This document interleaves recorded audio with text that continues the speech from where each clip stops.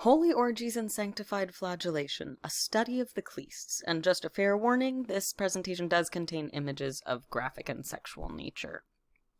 So who were the Khlysty? They were an underground sect that had branched off from the Russian Orthodox Christianity during the Sectarian Revolution, and they were known as being this mystical, strange, secret cult that defied scripture. And contrary to popular belief, Rasputin was not one of them. According to himself, he had allegedly attended one single mass, during which time he decided he would rather not be associated with the group. So the Khlysty did not call themselves Khlysty. They were the Khryshtovshchina, which translates in Russian to God's people or Christ's faith. The term Khlysty could have come from, a couple of different places, including the Russian word for whip, which is Khlyst, or one that purges in Greek, which is Khlyster. The Moscow trials were two trials held in the mid-18th century where the Khryshtovshchina were accused of group sexual intercourse, ritual sacrifice and cannibalization of babies born as a result of the sexual rituals, ritual removal of sexual organs, and secret distribution of babies' blood in food and water supplies. They did get confessions, but those confessions were under the duress of torture, so historians question the validity of them.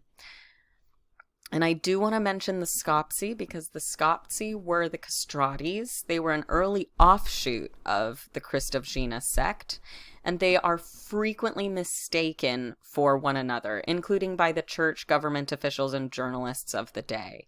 And the Skoptsy really did ritually amputate testicles, penises, and breasts of their followers as an act of devotion. But that is not who we're talking about today. Danila Filipovich and Ivan Suslov were the original founders of the Khryshtovshchina sect. They identified as Filipovich as God and Suslov as Jesus Christ. And they reportedly performed many miracles throughout their lives and gained a substantial following. Their followers believed that anyone could be revealed as a Christ, or for women, a Christ mother. And they identified their groups as ships, with their individual Christ or Christ mother being the helmsman of their group. And secrecy was a major key to the Khryshtovshchina people, as they were considered heretics by church and state, and they were widely distrusted by the public.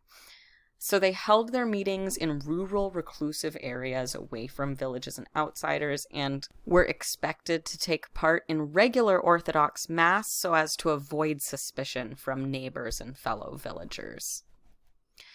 So there are a lot of different descriptions of Khlysty rituals and mass. It's a little hard to pin down specifics, since their belief was that individual Christs and Christ mothers could determine what was best in order to reach that ecstatic state for their own group, although all groups seem to have had certain essential processes in common.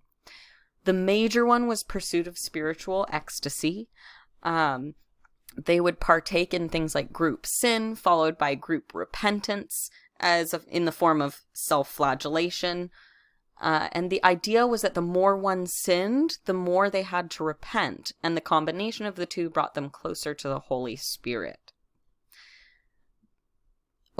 Their religious restrictions were alcohol. They were never to drink alcohol except for in Orthodox communion, where they were expected to hold the wine in their mouth until they could discreetly spit it out. They avoided onions and garlic because the odor supposedly masked the natural odor of sanctity. Meat because it was a product of copulation, and potatoes because they believed that the potato was the shape of the original fruit that had tempted Eve. Dance was probably the most major and significant part of a Khryshtovshchina ritual. They would dance by spinning, wild, uncontrolled, flailing, dancing, or the ship or round dance, in which members would dance in a circle while self-flagellating around a bowl of water until the water formed a whirlpool, and that was evidence that the Holy Spirit was present. And they would dance until all of the dancers had dropped from exhaustion. I don't want to talk too much about orgies. This is a depiction by Vasily Perov of a Khlysty orgy, but they're not really well backed up by history.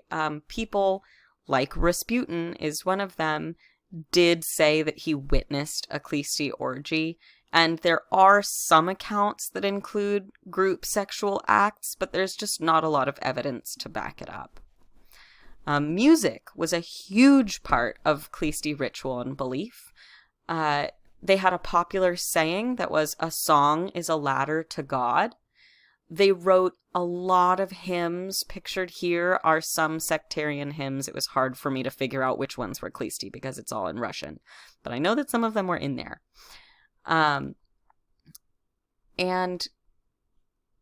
let's see, their hymns were very similar to Quaker hymns, and they were said to be haunting and spiritually stirring. Flagellation was an essential part of repentance. Whips and ropes were used. Chains and boards were used according to some accounts. And to the Khlysty, pain and pleasure were considered to be equally divine and both a part of achieving spiritual ecstasy. Demonization at the hands of the church, state, and public largely came from this conspiracy that they were sacrificing babies that were born as a result of the orgies that they were having, and they would cut out the hearts and they would feed the hearts to people. There's no evidence to support that. It didn't happen. It's very, very comparable to the blood libel accusations of the Jews. And I couldn't end this without having one family photo of a real Khlyst family. They are unnamed, but this photo came from the University of Alberta Library that has kind of a collection of photographs of cultists. So thank you for watching my presentation. I really appreciate it. I have the bibliography here as a final slide. My name is Jaden Clark, and this concludes my presentation.